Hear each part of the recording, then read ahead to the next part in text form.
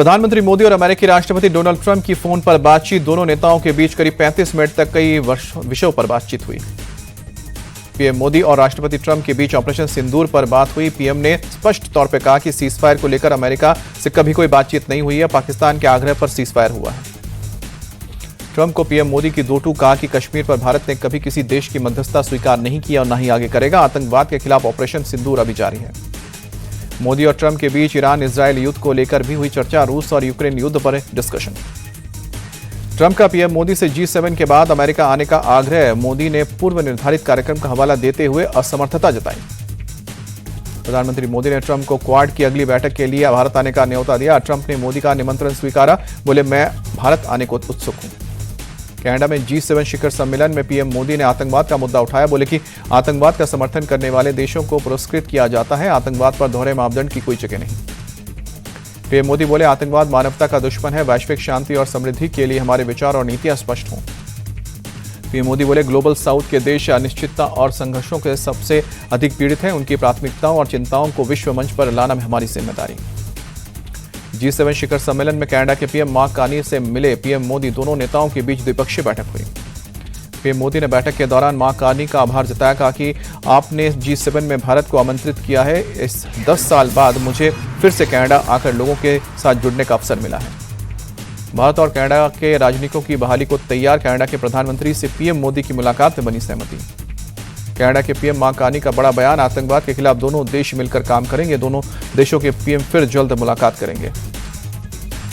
91वें G7 शिखर सम्मेलन के दौरान पीएम मोदी और इटली की पीएम जॉर्जिया मेलोनी की मुलाकात हुई। दोनों नेताओं के बीच हुई बातचीत। कनाडा के पीएम मोदी और फ्रांस के प्रेसिडेंट एमेनुएल मैक्रों की मुलाकात। दोनों नेताओं के बीच हुई द्विपक्षीय बैठक।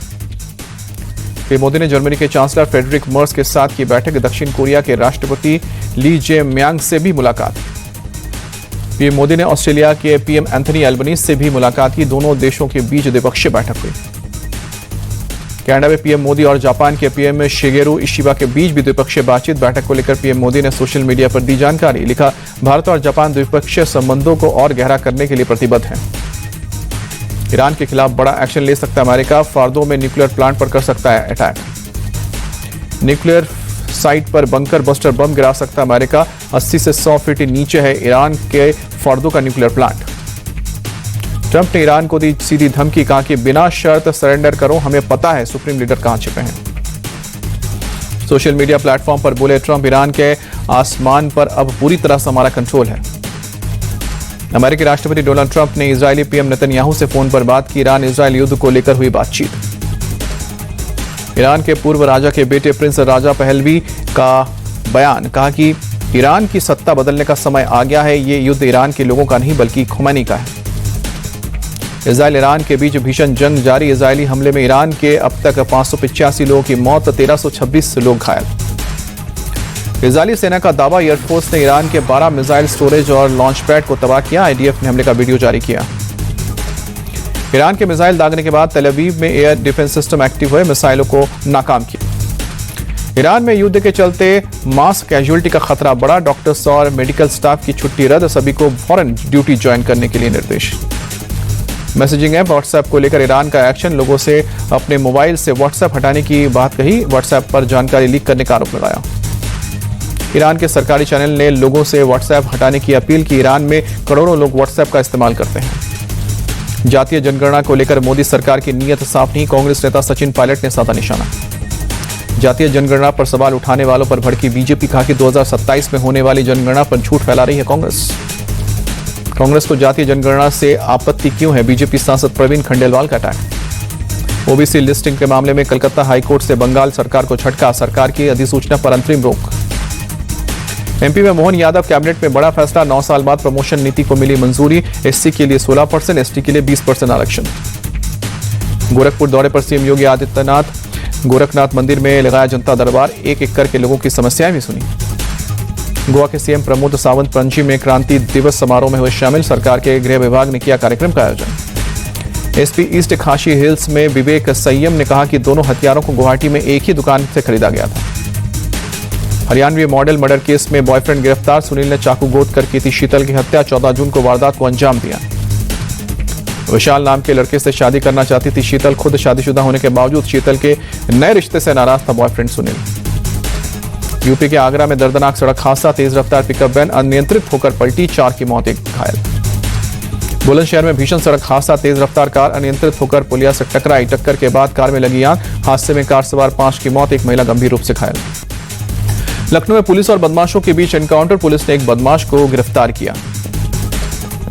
चेकिंग के दौरान बाइक सवार बदमाश रोकने के बजाय भागने लगा, पुलिस के पीछा करने के बाद फायरिंग की। पुलिस की जवाबी कार्रवाई में बदमाश के पैर में गोली लगी। दिल्ली पुलिस की साइबर टीम ने फ्रॉड करने वाले गिरोह का भांडाफोड़ किया। पुलिस ने गिरोह के 5 लोगों को गिरफ्तार किया। क्रिप्टो ट्रेडिंग के नाम पर लोगों से लाखों की ठगी करते हैं। साइबर थाने में एक शख्स के रिपोर्ट के बाद हरकत में आई थी साइबर टीम। पीड़ित शख्स से आरोपियों ने 10 लाख रुपए की ठगी की। साइबर पुलिस ने मामले में तेजी दिखाते हुए गैंग का भांडाफोड़ किया। बिहार के जहानाबाद में लॉ एंड ऑर्डर को लेकर पुलिस का एक्शन, शहर में चलाया गया वाहन चेकिंग अभियान, आपराधिक तत्वों के खिलाफ पुलिस दिखा रही है सख्ती। गुजरात में बारिश ने बढ़ाई परेशानी, भावनगर में उफान पर नदियां, बोटाद समेत कई जिलों में प्रशासन का अलर्ट। मुंबई के इलाकों में तेज बारिश, भारी बारिश के चलते सड़कों पर रफ्तार पर ब्रेक।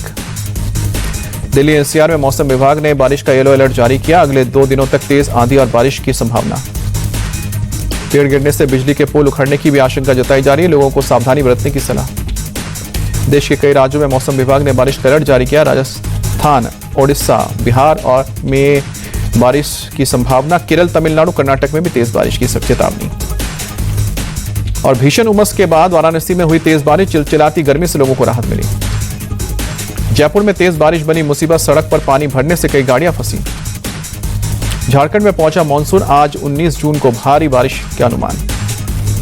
बिहार के 6 जिलों में आकाशीय बिजली गिरने से 12 की मौत और पीड़ितों के परिवार को 4-4 लाख रुपए की मदद देगी सरकार। कर्नाटक के कोडागु में मूसलाधार बारिश, शहर में बाढ़ जैसे हालात बने, लोगों के घर बार डूबे।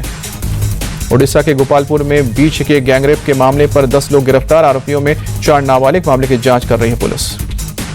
नागपुर में शराब की दुकान में चोरी, 3,74,000 के सिक्के समेत करीब 5 लाख रुपए बदमाशों ने चोरी किए। सीसीटीवी में कैद हुई पूरी वारदात, पुलिस कर रही है अब जांच। अमृतसर में मुठभेड़ में ड्रग तस्कर हरप्रीत हैप्पी घायल, पुलिस ने 534 ग्राम हेरोइन बरामद की। अंतर्राष्ट्रीय योग दिवस से पहले गोरखपुर में योग शिविर का आयोजन, बड़ी संख्या में लोग शामिल हुए। 21 जून को है अंतर्राष्ट्रीय योग दिवस। दिल्ली में 3 दिवसीय योग महाकुंभ 2025 का आयोजन, बड़ी संख्या में लोग शामिल हुए। योग पर फिट रहने का संदेश।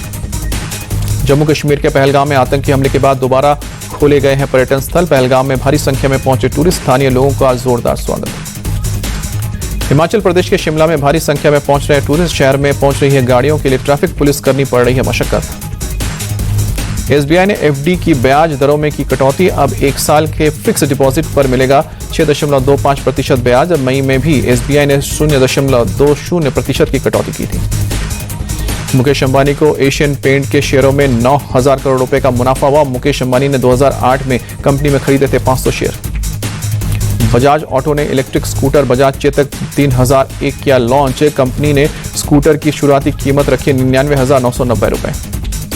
मारुति सुजुकी ग्रैंड विटारा का सीएनजी मॉडल लॉन्च, डेल्टा और जेटा वेरिएंट में मिलेगा सीएनजी का ऑप्शन। कंपनी ने कार की एक शोरूम कीमत 13,48,000 रुपए रखी। मर्सिडीज ने लॉन्च की EQS 580 सेलिब्रेशन एडिशन। भारत में लग्जरी सेडान की कीमत होगी 1,30,00,000 रुपए। कंपनी कार की केवल 50 यूनिट्स ही बनाएगी। मुंबई में रैपिडो और उबर पर धोखाधड़ी का केस, सरकार और आरटीओ से लाइसेंस के बगैर ट्रांसपोर्ट सर्विस दे रही है कंपनी। मोटर व्हीकल एक्ट के तहत केस दर्ज। इंग्लैंड के खिलाफ पहले टेस्ट मुकाबले के लिए टीम इंडिया तैयार, तेज गेंदबाज हर्षित राणा पहले टेस्ट के लिए शामिल। इंग्लैंड के खिलाफ टेस्ट सीरीज में बैटिंग ऑर्डर को लेकर पूर्व कोच रवि शास्त्री का सुझाव, 3रे नंबर पर साई सुदर्शन और 5वें नंबर पर करुण नायर करें बल्लेबाजी। टेस्ट टीम की कप्तानी पर जसप्रीत बुमराह ने तोड़ी चुप्पी, कहा कि वर्कलोड के चलते बीसीसीआई का प्रस्ताव ठुकराया है। आईपीएल के दौरान टेस्ट कप्तान बनने का मिला था ऑफर। टीम इंडिया के T20 captain Surya Kumar Yadav hernia के इलाज के लिए लंदन पहुंचे, अगस्त तक क्रिकेट मैदान से रहेंगे दूर। विश्व टेस्ट चैंपियनशिप का खिताब जीतने को दक्षिण अफ्रीका के तेज गेंदबाज कगिसो रबाडा ने बताया यादगार, कहा कि अनुभवहीन होने के बावजूद दिग्गजों से भरी ऑस्ट्रेलियाई टीम के खिलाफ शानदार जीत हासिल की है। T20 इतिहास में पहली बार 3 सुपर ओवर के बाद हुआ जीत हार का फैसला। रोमांचक मुकाबले में नीदरलैंड्स ने नेपाल पर दर्ज की ऐतिहासिक जीत। अब 5 नहीं 4 दिन का होगा टेस्ट मैच। छोटे देशों को खेल के और मौके देने के लिए आईसीसी 4 दिवसीय टेस्ट मैचों को मंजूरी देने के लिए तैयार। आईसीसी चेयरमैन जय शाह ने समर्थन दिया। भारत, इंग्लैंड और ऑस्ट्रेलिया के बीच 5 दिन का होगा टेस्ट मुकाबला। एशेज, एबीजीटी, एटीटी खेल सकेंगी तीनों टीम। 4 दिवसीय टेस्ट में एक दिन में 98 ओवर का खेल हो सकेगा। WTC फाइनल जीतने के बाद आईसीसी की टेस्ट रैंकिंग में साउथ अफ्रीका को फायदा। तीसरे से छलांग लगाकर दूसरे स्थान पर पहुंची टीम में ऑस्ट्रेलिया की टीम नंबर 1 पर। तीसरे नंबर पर खिसकी इंग्लैंड की टीम, भारत नंबर 4 पर। इंग्लैंड सीरीज के बाद भारत के पास नंबर 2 पर जाने का मौका। आईसीसी की वुमेन्स वनडे रैंकिंग में भारत की बल्लेबाज स्मृति मंधाना टॉप पर पहुंची। साउथ अफ्रीका की लॉरा वोल्बार्ट और इंग्लैंड की नोटैली सिवरब्रंट पीछे छोड़ा।